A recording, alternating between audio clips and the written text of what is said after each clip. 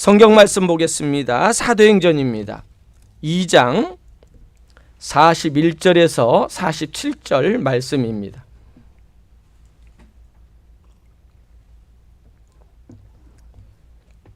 사도행전 2장 41절에서 47절입니다. 제가 한 절, 여러분이 한 절 교독하면서 마지막 절은 우리 함께 하겠습니다. 41절입니다. 제가 먼저 교독하겠습니다. 그 말을 받은 사람들은 세례를 받음에 이날의 신도의 수가 3,000이나 더하더라.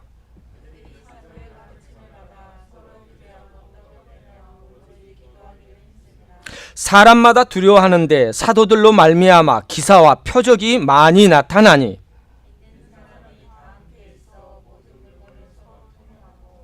또 재산과 소유를 팔아 각 사람의 필요를 따라 나누어 주며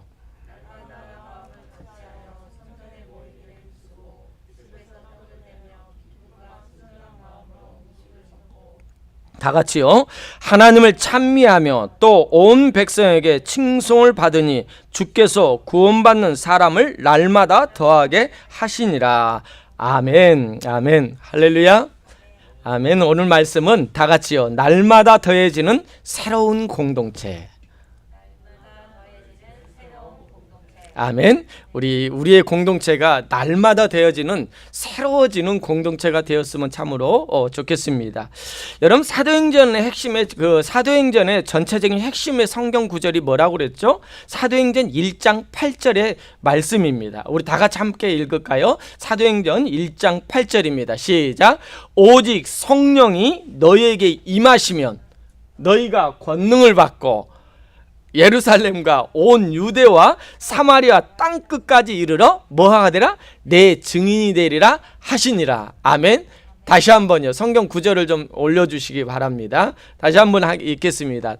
이것이 우리 사도행전 매 주일마다 할 때 여러분 암송했으면 좋겠습니다. 이 암송 구절이 우리에게 굉장히 의미 있고 또 중요한 말씀입니다. 우리 사도행전 9장 이거 한번 올려주세요. 예, 어제 준비해라고 했는데 안 했죠. 예. 자, 제가 봉독해드리겠습니다. 오직 성령이 너에게 임하시면 너희가 권능을 받고 예루살렘과 온 유대와 사마리아 땅 끝까지 이르러 내 증인이 되리라 하시니라. 여러분, 내 증인이 되리라는 이 말씀이 사도행전의 핵심이며 주님이 주신 사명입니다. 사도행전 설교를 들을 때 꼭 이 말씀을 여러분 생각하면서 하나님의 말씀을 들어야 됩니다. 이 말씀을 벗어나면은요, 사도행전의 모든 말씀은요, 아무것도 아니에요. 이 말씀을 통해서 사도행전이 일어났다라는 사실입니다. 그 약속의 말씀을 믿고 행했더니 사도행전 2장에 성취되었어요. 오순절날에 전 세계에 흩어져 있던 유대인들이 예루살렘 성전에 모여들었습니다. 이때 약속하신 성령 충만을 받은 베드로 사도가 모인 무리를 향하여 복음을 외치기 시작합니다. 소리 높여 외쳤습니다. 그런데 이 복음을 들은 무리들이 놀라운 일들을 경험하게 됩니다. 제자들은 히브리어로 이야기하는데 듣는 사람들은 각 나라 방언으로 듣게 되는 것입니다. 이것을 오늘 사도행전 2장에 보면은 난곡방언이라고 말합니다. 여러분, 베드로 사도의 설교가 선포되자 어떤 일이 일어납니까? 저희가 이 말을 마음에 듣고 뭐 했다고요? 마음에 찔림이 오기 시작해요. 여러분, 하나님께서는요, 하나님 말씀이 우리에게 들어가면은 성령님께서 우리의 마음, 여러분의 마음에 어떤 마음을 주냐면 찔림을 주십니다. 찔림은요. 저희가 이 말씀을 들음으로 마음에 찔림이 오는 거예요. 내가 죄인임을 깨닫게 되는 거예요. 하나님의 말씀을 듣고서요, 내가 죄인이라는 걸 깨닫지 않는 것은 진정한 회개가 없는 것입니다. 그러면서 그들을 외치게 합니다. 우리가 구원받기 위하여 무엇을 해야 하느냐? 하나님 말씀이 복음이 선포되면 복음을 듣게 되면은요, 그 다음에 들려지는 우리의 마음속에 움직여지는 것이 구원받기 위해서 무엇을 해야 되냐? 이 말은 무엇입니까? 죄를 해결받기 위해서 우리가 어떻게 해야 되냐 이겁니까? 여러분, 우리가 죄를 해결받을 수 있는 방법은 아무것도 없습니다. 여러분이 노력해서, 여러분이 선행을 해서 열심히 뭔가를 해서 얻을 수 있는 회개가 구원이 아닙니다. 이것은 은혜입니다. 예수 그리스도의 십자가의 은혜 아니면 구원이 없다라는 것입니다. 이 은혜가 임하니까, 마음에 찔림이 오니까 그들은 구원받기를 위하여 외치기 시작합니다. 울부짖기 시작해요. 우리가 범죄했다라는 거예요. 우리가 하나님의 아들을 십자가에 못 박혔나이다. 우리가 어찌할까? 이런 고백이 우리의 입술에서 있기를 원합니다. 그러자 베드로가 대답합니다. 38절 말씀에 보니까요, 너희가 회개하여 각각 예수 그리스도의 이름으로 세례를 받고 죄사함을 받으라. 그리하면 성령을 받으리라고 합니다. 예수 그리스도를 믿음으로 뭐 했다고요? 죄사함을 받게 된 거예요. 예수 그리스도를 믿음으로 죄사함을 받으니까 그들에게 성령의 역사가 임하니까 회개가 시작되는 거예요. 각각 예수 그리스도의 이름으로 세례를 받고 죄사함을 받아 그리하면 성령의 선물로 받는 역사인 것입니다. 그들은 하나님 앞에 이런 회개를 통하여 돌아오게 된 것입니다. 41절 말씀에 이 말을 받은 사람들은 뭐 했다고요? 세례를 받음에 이날의 신도수가 3,000이나 더했습니다. 여러분, 3,000명은요 지금의 10배로 보면 돼요. 그 당시 어마어마한 군중들입니다. 지금이야 예루살렘 도시가 커 보입니다. 예루살렘 밀집되어서 커 보이지만은 여러분, 이스라엘 나라의 그 크기를 보면은요 우리나라 강원도 땅만큼밖에 안 돼요. 그런데 강원도 땅만한 이스라엘 나라에 그 중에 예루살렘 한 지역입니다.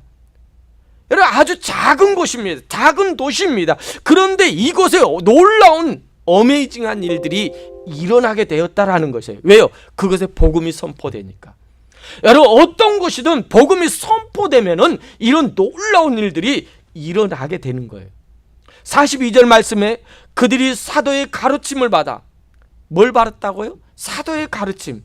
여러분, 저는 생각해 봤어요. 이 말씀을 준비하면서 사도들의 가르침을 받았다면은 그들은 과연 무엇을 배웠을까?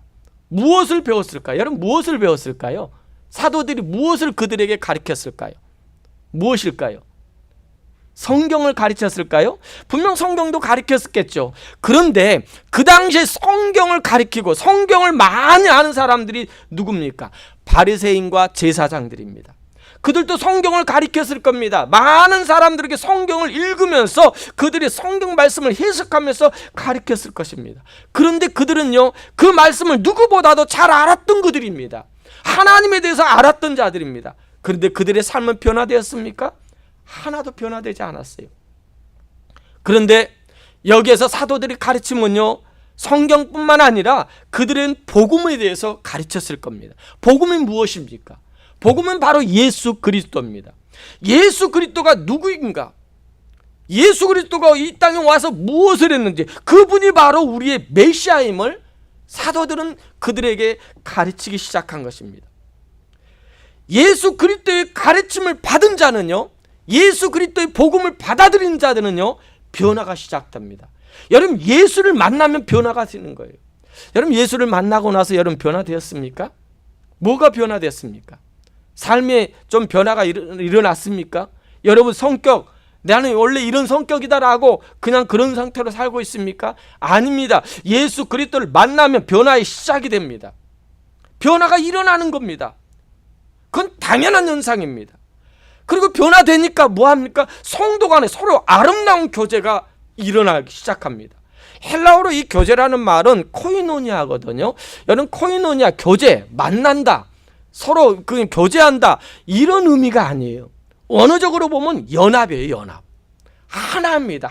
그러니까 또 이것을요, 이 연합을 의미하면 그냥 우리가 하나가 됩시다, 이런 의미겠지만은 실질적으로 원어적으로 보면은 한 지체라는 거예요. 새로운 공동체는 한 지체가 되는 공동체, 예루살렘에 시작된 그 새로운 공동체는 한 지체가 되는 그런 공동체, 연합이라는 것입니다. 날마다 더해지는 이 초대교회 연합을 통해서 하나님의 놀라운 역사가 일어나는 거예요. 저는 우리 더 섬기는 교회가 이런 연합이 되었으면 좋겠습니다. 그래, 우리는 하나야, 우리는 하나야, 이런 것이 아니라 여러분 모두가 한 지체라는 거예요. 한 부분이라는 거예요. 여러분 이 손이 없으면 안 돼요. 여기 우리 몸 중 한 지체 중에서 작은 거 하나 없으면은요 문제가 일어나요. 우리 작은 공동체인 것 같지만 이 공동체 안에 여러분 한 사람 한 사람이 없으면은요 안 되는 거예요. 소중한 존재입니다. 무엇보다 굉장히 소중한 존재가 여러분이라는 것을 여러분 잃어버리지 마십시오. 그리고는 한 지체는요 함께 뭐합니까? 떡을 떼며 빵을 나누었다 뿌렸다라는 의미가 있는데, 이것은 그냥 떡을 뗐다라는 의미보다 성만찬을 의미합니다. 주님을 기념하는 성례식을 의미하는 거예요. 그 누가복음 22장 19절에 이 말씀이 있습니다. 다 같이 할까요? 시작. 이를 행하여 나를 기념하라. 성만찬은요 예수님의 명령입니다. 모일 때마다 기념하라라고 그랬어요. 그래서 초대교회 성도들은요 초대교회 모일 때마다 성만찬이 있었어요. 그래서 천주교들은 매 모일 때만 하잖아요. 근데 우리 기독교는 절기 때나 아니면 매달 한 번씩 하는 그런 성만찬이 되었지만은 모일 때마다 성만찬을 주님의 명령대로 했다라는 것입니다. 이 말은 영적인 연합이라는 거예요. 그냥 우리는 한 가족이야, 우리 한 교인이야, 새로운 공동체가 이런 모습이 아니라 영적으로 예수 그리스도의 영으로, 예수 그리스도의 은혜의 복음으로 하나 된 그런 공동체가 초대교회 공동체였습니다. 그들은요 그런 공동체는 오로지 기도하기를 힘썼다라는 거예요. 예수님의 이름으로 기도하기 시작한 겁니다. 날마다 기도를 통하여 주님의 뜻을 따르는 거예요. 내 생각이 아니라 기도를 통해서 하나님, 나를 통해서 어떤 일들을 하나님의 생각, 하나님이 원하시는 삶을 살 수 있도록 나를 이끌어 달라고, 내가 원하는 내 인생에서 채워지는 그것만을 위한 기도가 아니라 나를 통하여, 이 기도를 통하여 하나님의 나라를 위하여, 하나님의 일을 위하여 쓰임받는 자가 되게 달라고, 하나님 뜻 가운데 이루어지는 역사가 있게 달라는 그런 기도의 자들이 바로 초대교회의 새로운 공동체의 모습이었습니다. 여러분 우리가 하나님 앞에 나와서 저 자신도 그렇습니다. 매일 달라고만 하잖아요. 내 문제 해결해달라고, 이 문제 해결해달라고, 이 문제 해결해달라고, 이거 부족합니다, 이거 부족합니다 라고 우리는 내 말만 하고 나아가는, 다시 돌아가는 우리의 모습이 아닙니까? 하나님 어떤 문제가 있든 어떤 어려움이 있든 이것을 통하여 하나님을 드러내게 해달라고, 내가 아버지 이것 때문에 몸부림치는 아버지 고통 가운데 있는 자가 아니라 이것을 통하여 하나님이 만져주시는 역사를 경험하는 자가 되게 달라고 여러분 기도하는 자가 되기를 원합니다. 여러분 여러분의 아픔은요, 여러분의 힘듦은요 여러분을 고통스럽게 하기 위한 것이 아닙니다. 그 가운데, 그 일 가운데 하나님을 드러날 거예요. 내 안에 예수 그리스도가 있음을 그들에게 보여지게 될 줄 믿습니다. 그러면서 43절 어떤 일이 일어납니까? 이런 놀라운 역사가 일어나니까요, 새로운 공동체에 일어나니까, 성령이 충만한 역사가 일어나니까요, 사람마다 뭐하게 했다고요? 두려워하는데, 사람마다 두려워한다라는 거예요. 여러분 우리가 성령 충만한 삶을 살고요 복음의 증인이 되면은요 사람들이 여러분을 무시 못합니다. 두려워하게 됩니다. 두려워한다고 해서요 어떤 여러분이 겁을 주는 것이 아닙니다. 여러분 지금의 교회는요 어떤 보면 양으로 승부하려고 그래요. 양으로요, 힘으로 승부하려고 합니다. 그래서 이번에 보세요, 광화문 거리에 몇만 명이 모여서 거기서 찬양하고 있어요. 거기서 부르짖고 있어요. 여러분 그거 힘이 아니에요. 그거 가지고 기독교의 힘이다, 그걸로 인해서 지금의 정권을 향하여 우리가 외친다. 저도 정권 마음에 안 들지만 우리의 힘은 그것을 통해서 표현하는 거 아니에요. 우리의 힘은요 보잘것없는 것 같은데요, 내가 정말 하나님 안에서 믿음의 삶을 살 때 두려워하게 되는 것입니다. 여러분 제가 사진을 몇 장 하나 보여드리겠습니다. 이분 보십시오. 지금 손이 없어요.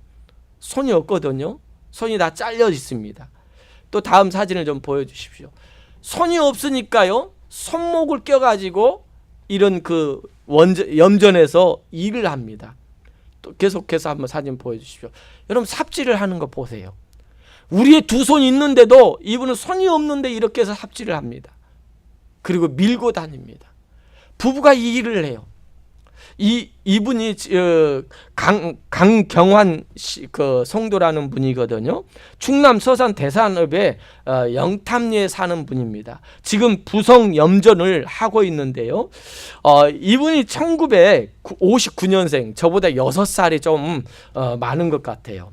1959년생이고 1972년 그날을 잊을 수 없다고 합니다. 1972년 12월 24일 오전 9시 40분까지도 이분은 강경환 우리 성도님은 기억하고 있다고 합니다.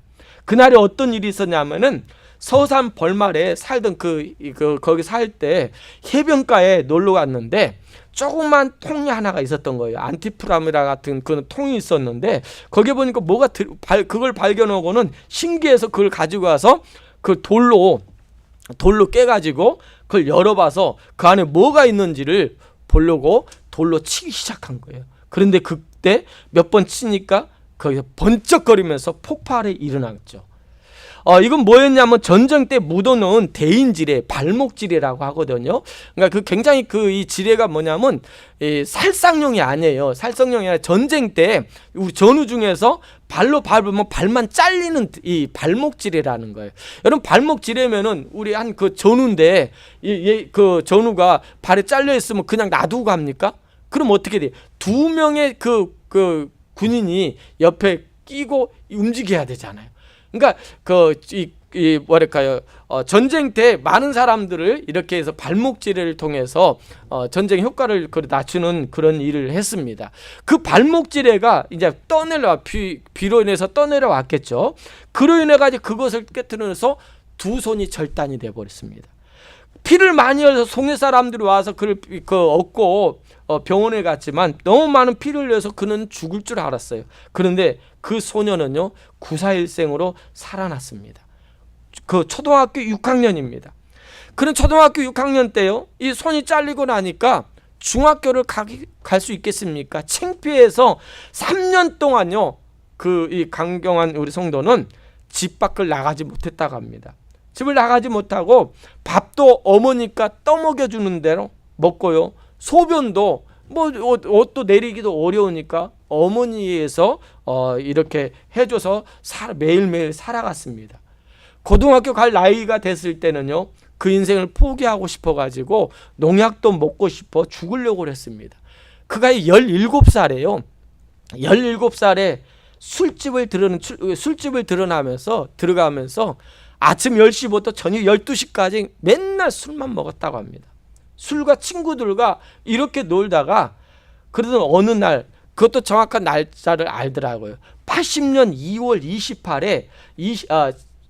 18일에 잊을 수 없는 그날이랍니다. 뭐냐면은 하루는 그냥 술을 제딱 먹고 밤늦게 와서 잠을 자고 아침에 일어나 보니까 깨어보니까 책상 위에 그루터기라는 신앙 잡지 하나가 놓여 있었는데 뭐 부모님이나 누가 갖다 놨겠죠.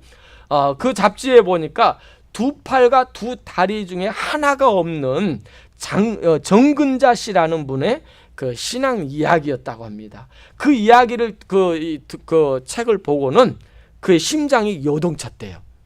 그리고 그에게 편지를 써서 나도 이렇게 새롭게 재기할 수 있겠느냐라고 편지를 할 때 그분의 격려를 받는데 그때 황금산 교회라는 전도팀에 의해서 그 신방을 받고 예수를 믿게 된 거예요. 그 나이에 예수를 믿게 되고 그 후에 술을 끊고요 일을 하기 시작했어요. 아버지가 농사를 짓는데 그 손목이 없는 것으로 이 삽질을 하면서 낫을 여기에다가 이 손목이 없으니까 여기다 테이프로 묶어가지고 낫질을 하면서 아버지 일을 도왔다고 합니다. 근데 1994년에 아버지 친구가 이런 제안이 돌아왔대요. 너 염전을 해보지 않겠느냐라고 그랬을 때 그분은요 여러분 그 상황 가운데 손목이 없는데 어떻게 염전을 하겠습니까? 그때부터 염전을 하기 시작했어요. 그리고 1987년에 교회에서 아리따운 정순희 집사님을 만나가지고 88년도 제가 군대 제대할 때 결혼을 했다고 합니다.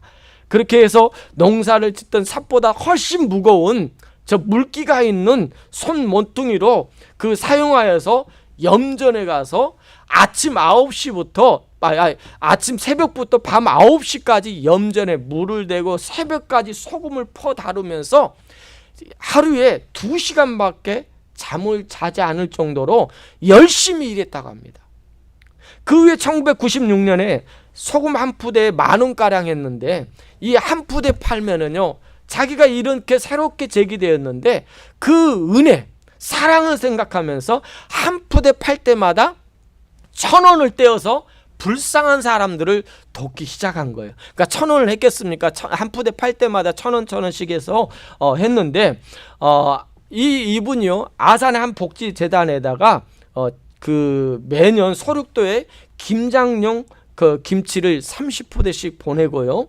그 다음에 그 지역의 독거노인들, 홀로 사시는 분들의 매일 몰래, 그것도 이제 몇 년 동안 계속 몰래 하다가 혼자서 소금, 큰 소금을 나르기 힘들어서 동사무소에다 갖다 줌으로 인해서 그동안에 몰래 했던 것이 들키고 말았는데, 집 앞에다가 그동안 10몇 년 동안 계속해서 독거노인들의 앞에다가 30kg짜리 소금을 매년 김장 때 될 때 그렇게 봉사했던 그런 사람입니다.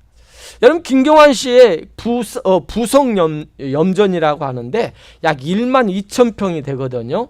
그 12,000평의 염전에서 1년을 하면은 약 6천만 원의 수입이 온대요. 근데 그 모든 걸 빼고 이것저것 그 비용을 빼고 순수익이 1년 동안 부부가 번 돈이 순수익이 약 1,800만 원 정도 된대요. 그러면 한 달에 한 150만 원 정도, 한 30-40만 원 정도 되는데, 그 정도의 돈을 중에서 벌고는 거기서 10%를 떼가지고 남을 도와주기 시작한 거예요. 무려, 그러니까 약 한 20년 동안 지금까지 계속 하고 있으니까 20년 넘도록 그 일을 하는 거예요.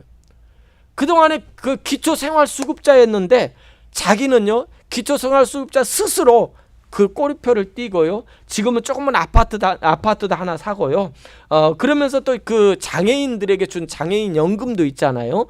장애인 연금도 자기는 포기했대요. 왜? 나보다 더 어려운 사람들을 위해서, 쓰여지기 위해서 자기는 염전을 통해서 돈을 벌기 때문에 나는 그 도움을 받지 않아도 된다고 그래서 스스로 장애인 연금을 포기했다고 합니다. 여러분, 지금 많은 사람들은 장애도 없는데요, 장애인 등록해가지고 몰래 타먹는 사람도 있는데, 이 사람은 스스로 장애를 갖고 있으면서도 나보다 더 어려운 사람을 위해서 이렇게 포기한 거예요.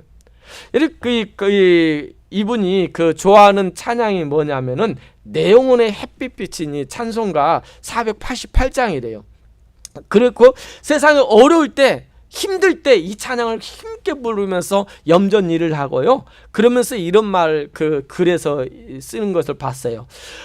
모든 사람들이 어려움 가운데 삶에 갇혀서 어두움 가운데 있는데, 이 사람들에게 나로 인해서 작은 희망이 되었으면 좋겠습니다. 그런데 그 희망은요, 나가 아니라 그리스도를 봄으로, 그리스도를 만남으로 그들에게 희망이 주어졌으면 합니다 하면서 마지막에 그 영상도 제가 한번 들었는데, 설교 준비하면서 이런 말을 하더라고요. 참 멋있어요. 소금 장수가 소금의 역할을 하는데 얼마나 감사합니까? 라고 고백을 하더라고요. 여러분, 멋있잖아요? 여러분, 이거 힘이 아닐까요? 어떤 돈이 많아서 그 대기업 사장이 우리 교회 와가지고 이 교회를 지어줬더니, 야, 그런 것이 힘일까요? 아니라고 저는 생각합니다. 이런 정말로 우리 보면은 포기할 수밖에 없고 모든 것이 안 된다라고 말할 수밖에 없는 가운데, 예수 그리스도를 만남으로 인하여 제대로 믿음 생활하니까 세상 사람들이 그를 두려워하게 하는 겁니다. 그걸 보고 놀라는 것이 아니라, 굽슬거리는 것이 아니라, 왜 그들에게 두려움이 있겠습니까? 그 안에 예수 그리스도가 보이기 때문입니다.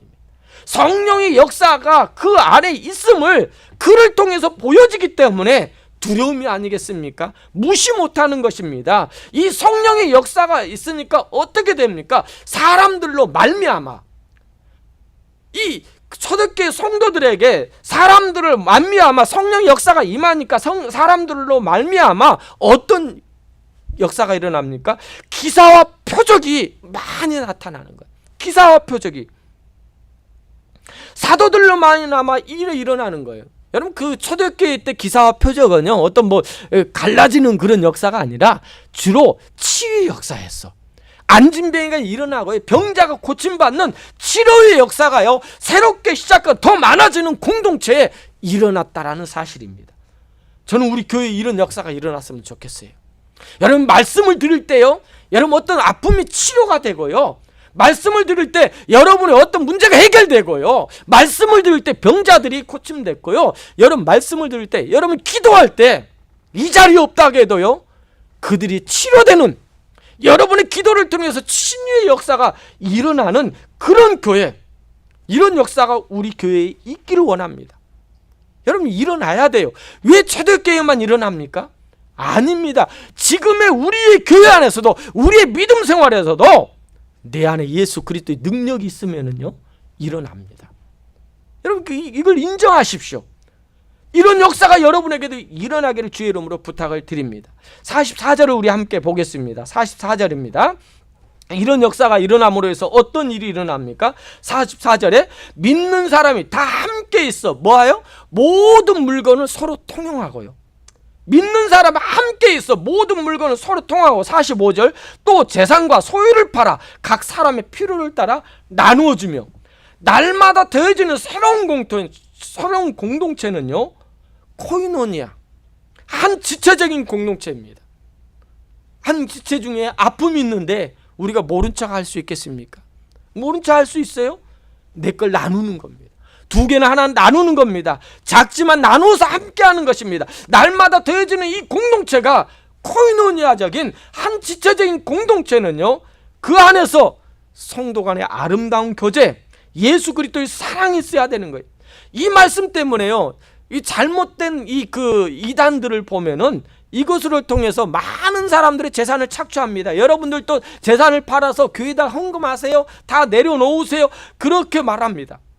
그런데요, 그 당시 지금 초대교회 새로운 공동체는요, 어떤 믿음을 갖고 있었냐면 곧 오실 줄 알았어요. 누가? 예수 그리스도가 다시 곧 오실 걸 알고 그들은 그런 생활을 했습니다. 그런 믿음 생활을 했어요. 그래서 이단들이 자꾸 그것을 이용해 가지고 그 성도들의 재산을 완전히 착복합니다. 예수님이 곧 오시는데 그 이단도 뭐가 필요하겠습니까? 필요 없잖아요. 그런데도 그것을 통해서 자신들의 사리욕을 차리고 있는 그런 말씀으로 필요합니다. 여러분, 우리 성경 말씀은요, 그들이 했으니까 우리도 그렇게 해야 된다가 아닙니다. 성경 말씀은요, 그들을 따라가는 우리의 믿음 생활이 아니라 우리는 예수님 명령에 따라 하는 자가 그리스도인이에요. 그 당시 그 사람들이 했기 때문에 그렇게 해라, 그것도 맞는 말이겠지만은, 아니, 이 시대 예수 그리스도께서 우리에게 이 말씀을 통해서 무엇을 하기를 원하는가를 알아야 되는 거예요. 그 당시 했으니까 그들을 통해서 똑같이 하는 것이 아니라 우리가 이 상시에, 이 시대에 예수 그리스도가 우리를 통해서 무엇을 하기를 원하시는지 그 말씀에 순종하는 여러분이 되어야 될 줄 믿습니다. 46절입니다. 그러자 날마다 마음을 같이하여. 오늘 예배 같은 마음을 품었으면 좋겠어요. 날마다 마음을 같이하여 마음이 하나가 되는 우리 예배가 되었으면 좋겠습니다. 가장 중요한 부분이 아니겠습니까? 여러분, 교회 함께 하면서요, 가장 가까운 가족 안에서도요, 서로 가까운 것 같은데 마음에 담이 있잖아요. 마음이 담이 있어 서로 간에 이야기도 없어요. 문 다 닫고 있고요, 교회 안에 사랑한다, 사랑합시다 이렇게 인사하고 주의 이름으로 사랑합니다 말을 하는데 내 마음의 문은 닫혀 있어요. 그거야 하나입니까? 그거야 하나예요? 아닙니다. 마음을 같이 했다라는 것은요, 마음의 문을 여는 거예요. 내 마음에, 내 생각과 나와 성격이 다르지만은 내가 품을 수 있는 그런 자, 그 마음에 함께하는 자가 아니겠습니까? 그리고 그들은 성전에 모이기를 힘쓰고, 날마다 같이하여 성전에 모이기를 힘썼다라고 말합니다. 여러분, 그 당시 성전 하면은요, 예루살렘 지역에 성전은 하나밖에 없어요. 예루살렘 성전밖에 없습니다. 그 성경에 보면은 성전 뜰에서 그들이 모였습니다. 성전을 사모해야 됩니다. 교회를 사모해야 됩니다. 교회에 모이기를 힘써야 돼요. 그리고 각자의 집에 흩어져서 집에서 뭐 했습니까? 떡을 떼며 성만찬을 한 거, 예수님을 기념하는 성만찬을 하면서 그들은 뭐 했을까요? 그냥 뭐 놀이했을까요? 교제만 했을까요? 그들은 모여서요, 기쁨과 순전한 마음으로, 기쁨과 순전한 마음입니다. 기쁨과 순전한 마음으로 음식을 먹고 집에서 떡을 떼면서 기쁨과 순전한 마음으로 가정에서 모여 성도 간에 아름다운 교제를 나눈 거예요. 이런 교회, 날마다 더해지는 새로운 공동체, 이런 우리 공동체가 되었으면 좋겠습니다. 47절 말씀에 그 결과 이런 공동체 안에 이런 삶을 통하여 하나님을 드러내니까 어떻게 됩니까? 그 안에는요, 하나님을 찬미하게 됩니다. 하나님을 찬양하게 됩니다. 하나님의 영광을 높이게 됩니다. 그리고 온 백성에게 칭송을 받게 됩니다. 칭찬을 받고요, 다르다라는 그 사람들을 통해서 예수 그리스도가 드러나니까 저 사람들은 다르다. 그래서 예수 믿는 사람들은, 예수쟁이라는 말은요, 우리와 다른 사람이다라는 거예요. 그냥 이기적으로 다르다는 사람이 아닙니다. 그런 의미가 아니에요. 나는 구원받았다, 나만 구원받았다, 그런 모습으로 다른 사람이 아니라 세상의 기준과 다르다라는 거예요. 세상의 기준에 의해서 살아 움직이는 자가 아니라 우리는 예수 그리스도의 사랑으로, 예수 그리스도를 향해서, 복음을 통해서 달라지는, 그런 것을 통해서 우리의 삶이 바뀌어지는 그런 자가 우리라는 사실입니다. 그로 인해서 어떻게 됩니까? 주께서 구원받는 사람을 날마다 더하게 하시니라. 여러분, 멋있잖아요. 날마다 더해지는 새로운 공동체는 하나님을 찬미하는 공동체, 이런 공동체에 세상에 영향력을 주는 공동체가 될 수 있습니다. 이런 공동체가 이루어질 때요, 이 공동체는 날마다 새로워지는 거예요. 날마다 사람들이 더해지는 거예요. 여러분, 교회 오는 것이 날마다 새로웠으면 좋겠어요. 날마다 새로웠으면 좋겠어요. 말씀을 맺고자 합니다. 오순절날 마가의 다락방에 모인 무리에게 어떤 일이 일어납니까? 강력한 성령 강림하심으로 그들은 예수 그리스도를 구주이심을, 메시아임을 증거하기 시작했습니다. 성령님께서는 그들에게 거듭나게 하시고, 거듭난 그들을 통하여 말씀이 선포되니까 구원받는 자들이 날마다 더해 주심으로 하나님 나라가 확장되었습니다. 이거이 2장의 핵심이에요. 결론이에요. 하나님 나라가 확장된 것이 2장의 결론 부분입니다. 그러니까 성령이 우리에게 임하니까, 성령 오순절날 성령 충만한 역사가 일어나니까 날마다 더해지는 그런 역사가 이루어졌습니다. 이것이 새로운 공동체입니다. 예수 그리스도에서 가르침을 받는 공동체였습니다. 초대교회 공동체는 코이노니아적인 연합체, 한 지체 공동체입니다. 날마다 더해지는 새로운 공동체는 기도하는 공동체였고 늘 하나님을 찬미하는 공동체였으며 세상의 많은 사람들에게, 여러분, 이것이 있었으면 좋겠어요. 칭송을 받았다라는 거예요. 칭송을. 더 섬기는 교회도 구원받는 사람이 날마다 주께서 더해가는 교회가 더해야 합니다. 그러면서 우리 교회 안에 부흥의 역사를 통해서 부흥의 열쇠는 주님 앞에 있기 때문에 주님의 마음에 드는 좋은 교회, 주님의 마음에 드는 좋은 교인들, 여러분이 되는 거예요. 구원받는 사람이 날마다 더해지는 겁니다. 왜? 가서 예수 믿으세요, 예수 믿으세요 이 말만이 하는 것이 아니라 우리의 삶에 예수를 드러내니까, 다름을 보여주니까, 드러나니까 그들은요, 교회로 오는 겁니다. 우리를 쉽이 보지 못하는 것입니다. 우리 더 섬기는 교회도 이런 새로운 생명 공동체의 한 일원으로 여러분이 있다라는 것을 기억하면서 이 일에 쓰임받는 주의 종들이 다 되기를 주의 이름으로 부탁을 드립니다. 여러분, 다 같이 일어나십시다. 우리 함께 찬양하겠습니다. 오직 예수뿐이네, 이 찬양 부르시면서 오늘 말씀을 생각하면서, 하나님, 이런 공동체의 일원으로 하나님 앞에 쓰임받기를 원합니다. 하나님의 뜻대로 주의 종들이 예수님을 드러내는 자가 되게 해달라고 우리 찬양 부르시면서 우리 함께 기도하는 시간을 갖겠습니다.